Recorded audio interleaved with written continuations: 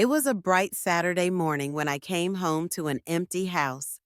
The kind of morning where you think everything is normal, everything is fine, but deep down, you feel that strange knot in your stomach. As I walked through the door, the smell of her perfume lingered in the air, but there was something missing. Something wasn't right. I had been working late the night before, exhausted from back-to-back meetings, and she had promised she'd be waiting for me. But she wasn't. There was no warm hug, no laughter, no gentle smile that used to greet me after every long day. It felt as though the house itself had turned cold, like the warmth I once knew was suddenly snuffed out. I stepped inside, my shoes echoing on the polished floor. There was a note on the table. I didn't need to read it to know what it was. The ink was smeared, as if she had written it hastily, with trembling hands. It didn't take long for me to make sense of the words, the ones that would change everything, forever. She had been seeing someone else. The affair had been going on for months, hidden behind the walls of lies she had so carefully crafted. It wasn't the affair itself that struck me with the most intensity. It was the betrayal. It was the realization that everything I had built, everything I had loved, had been a lie. The love we had shared, the life we had crafted together, none of it meant anything to her. I stood there for what felt like an eternity, the weight of the note in my hand feeling heavier than any physical object I had ever touched. My chest felt hollow, like I was suffocating under the pressure of it all. I thought about the memories, our laughter on road trips, our quiet dinners at home, the plans we had made for the future. It all flashed before me in an instant, and it was all a lie. I wanted to scream, to throw things, to hurt her the way she had hurt me, but I couldn't bring myself to do any of that. Instead, I packed my bags in silence. Every single thing I had worked for, every moment I had sacrificed for her, felt like it meant nothing. The house, our belongings, the memories, they all seemed like distant, broken pieces that no longer fit into the life I had imagined. I left everything behind that night. The house, the city, the life we built together. I didn't care about the material things. I didn't care about the status or the comforts. What I cared about was something much deeper, something that had been shattered beyond repair, the trust. I needed to leave, to start over, to escape the suffocating memories of her and the lies she had woven around me. I found a small apartment in a different city. No more reminders of her, no more whispers of the past. It was in this strange, unfamiliar place that I began to rebuild myself. The first few weeks were excruciating, filled with loneliness and regret. There were times when I wanted to pick up the phone and call her, to ask her why, to hear her side of the story, but I knew it wouldn't change anything. She had made her choice, and I had made mine. As the months passed, I started to regain a sense of peace. I threw myself into work, focused on my career, and tried to forge a new path. I became a better version of myself, someone who didn't rely on the past for happiness. I learned that happiness wasn't something that came from another person. It was something I had to create for myself. But as the year wore on, something unexpected happened. I began to hear from her. At first, it was just a message here and there, a comment on a social media post. But soon it turned into a barrage of texts and calls. She seemed to realize that the world she had once known, the life she had taken for granted, was slipping away. She reached out, apologizing, explaining how much she regretted her actions, how she had made the biggest mistake of her life. At first, I ignored her attempts to contact me. I had no interest in reopening old wounds, no desire to revisit the pain she had caused. But one day, when I was feeling particularly nostalgic, I gave in. I answered her call. She sounded different on the phone, softer, almost desperate. "I'm sorry," she whispered, her voice shaky. "I never realized what I had until it was gone. You were everything to me, and I messed it all up." It was painful to hear, and yet there was a part of me that wanted to forgive her, but I couldn't. The trust we had shared was gone, replaced by a cold void I couldn't fill with empty words. I told her that I had moved on, that I had found peace without her, and that I couldn't go back to the person I was before. The conversation ended with her sobbing, begging for another chance, but I knew it was too late. The damage had been done. It wasn't until months later, when I had completely healed, that I began to understand the true weight of her loss. She had been so sure of herself, so confident that I would always be there for her, that she didn't realize how much I had given until it was too late. She thought she could replace me, that I was just a fixture in her life, someone who would always be there. But she was wrong, and I wasn't going to be her safety net anymore. As I sat in my quiet apartment, reflecting on everything that had happened, I couldn't help but feel a sense of satisfaction. She had lost me, and she would never be able to get me back. The days turned into weeks, and then into months, yet I couldn't shake the feeling of her presence lingering in my life. I had built a new existence, free from the weight of her betrayal, but somehow the echoes of our past seemed to follow me everywhere. The memories of our life together would resurface at the most unexpected times. When I was walking through the park, sipping coffee at my favorite cafe, or watching a movie that had once been our favorite. Every place, every moment seemed haunted by her ghost. But the difference now was that I no longer needed her. I was learning how to stand on my own, how to exist without the anchor she had once been.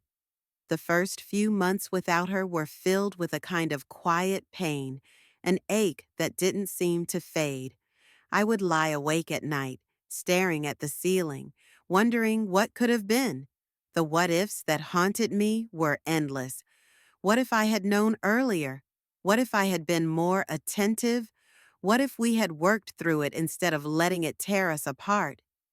But these thoughts were futile, and I knew it. The truth was simple. She had made her choice, and now it was my turn to make mine.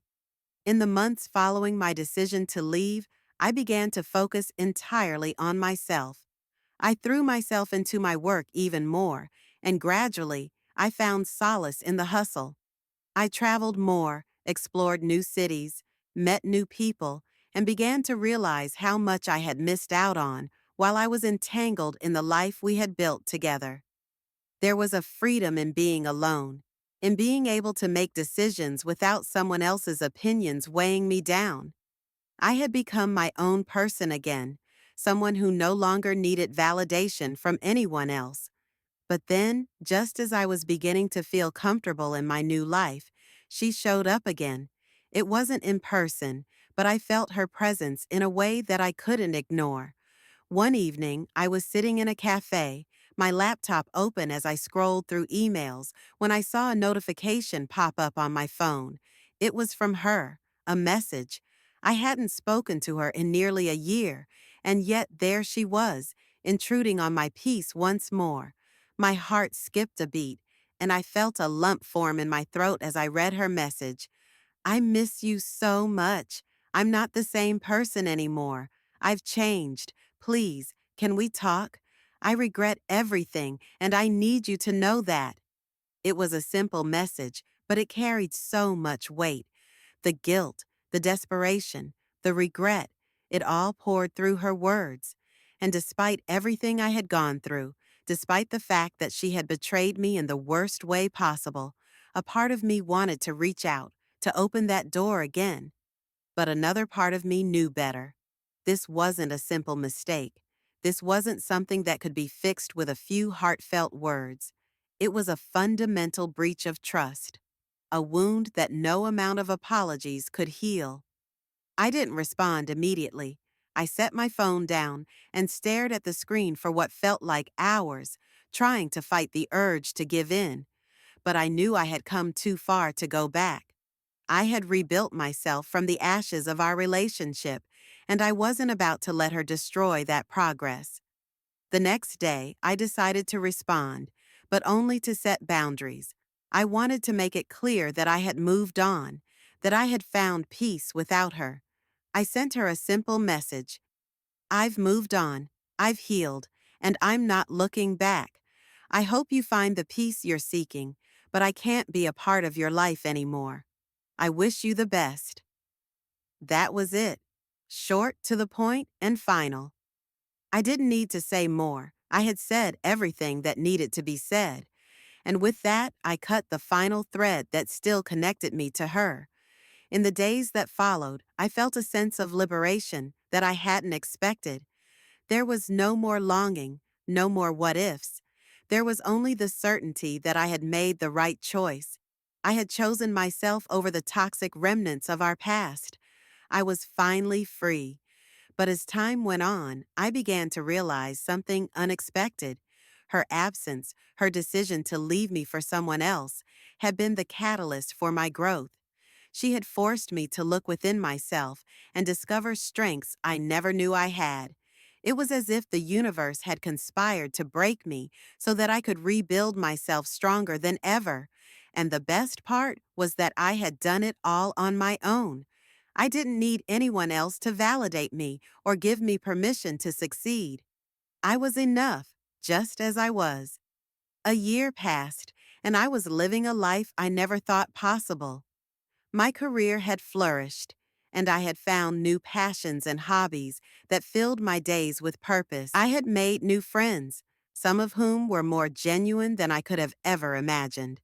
I had traveled to places I had once dreamed of visiting, and I had learned to appreciate the beauty of solitude. But then, one evening, while I was out for a walk, I ran into her. I hadn't seen her in over a year, and yet here she was, standing on the sidewalk, looking as if she had aged 10 years in the span of 12 months. Her face was drawn, her eyes tired, and there was a sadness about her that I couldn't ignore. She looked at me with a mixture of surprise and guilt, and for a moment neither of us spoke. The air between us felt heavy, thick with everything that had happened in the past. Finally, she spoke, her voice trembling. "Do you ever think about us?" she asked. I didn't answer immediately. I didn't need to. The truth was simple. I had moved on. I had let go of the past. And while a part of me felt sympathy for her, another part of me knew that this was her consequence for the choices she had made. She had lost me, and no amount of regret could bring me back. "I think about how much I've changed," I replied, "how much I've grown, and how I never needed you to be happy." Her face fell as the words hit her like a ton of bricks, and in that moment I knew she understood. She realized what she had lost, and she would never be able to get it back. A few weeks after that encounter, I heard from her again. This time, it wasn't through a message or a phone call, but in person. She showed up at my apartment one evening, looking broken and regretful. Her eyes were red from crying, and her voice cracked as she spoke. "I was wrong, and I know I can't fix it, but I needed to tell you. I'll never forget what we had. You were the best thing in my life, and I let it slip away." I looked at her for a long moment, feeling no anger, no bitterness, just a strange sense of calm. The person standing before me wasn't the same woman I had once loved. She was a shadow of that person, worn down by her own choices. "I'm sorry," she said softly, "for everything." I didn't need to say anything. I had already made peace with what happened. The past was gone, and there was no going back. I didn't need her apology to heal. I had already healed on my own, and now I had a life that was mine to live, free from the chains of our past. As she turned to leave, I watched her walk away, realizing that some things, once lost, can never be regained. She had lost me, and in doing so, she had lost the best version of herself as well. I closed the door softly, my heart finally at peace, and I knew I was ready for the next chapter of my life.